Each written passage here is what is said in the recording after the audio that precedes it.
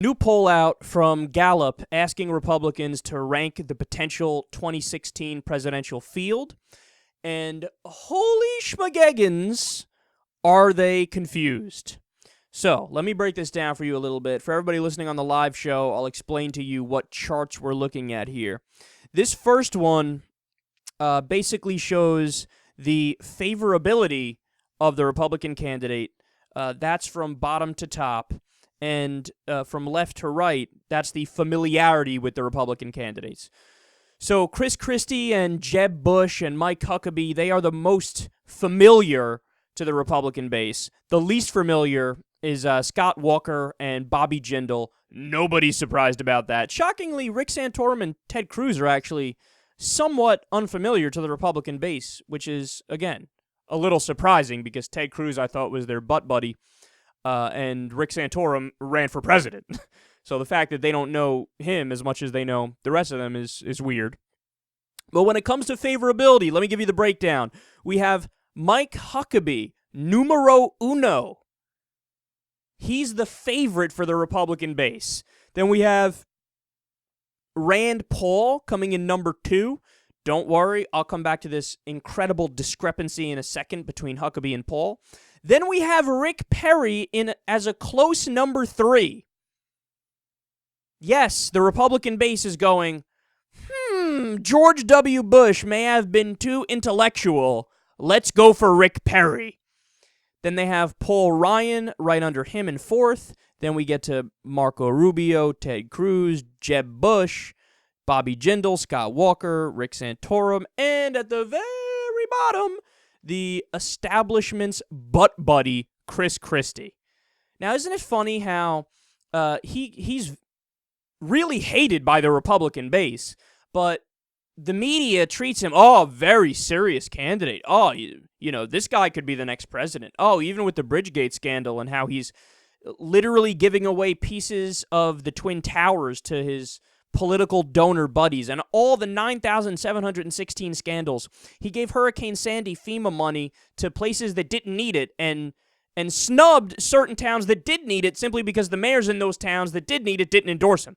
I mean, this guy is as corrupt as they get, but he's discussed ad nauseum in the media. Why? Because Wall Street loves him, and the establishment loves him, the corporations love him, the rich people love him. So they talk about him even though the Republican base is like, hey, guy, go take a long walk off a short pier.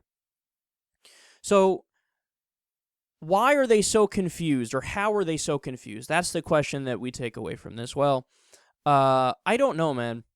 It just sticks with this same theme that we've had about the Republicans for as long as we can remember, because the theme is just, it smacks you right in the face with how true it is.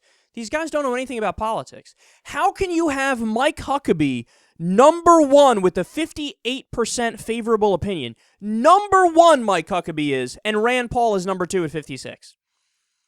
Do I need to go through the differences in policy between Huckabee and Rand Paul?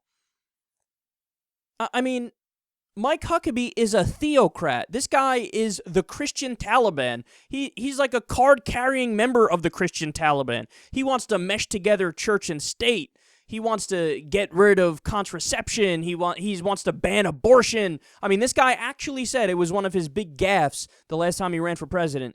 He said, we should stop trying to change God's law. We should change the Constitution to fit God's law. So get rid of the Bill of Rights and replace it with the 10 Commandments. That guy is number 1 in the Republican field. The base goes, yes, I'm with that guy all day long in his low-rated Fox show that nobody gives a shit about. But then right underneath him is the guy who's the opposite.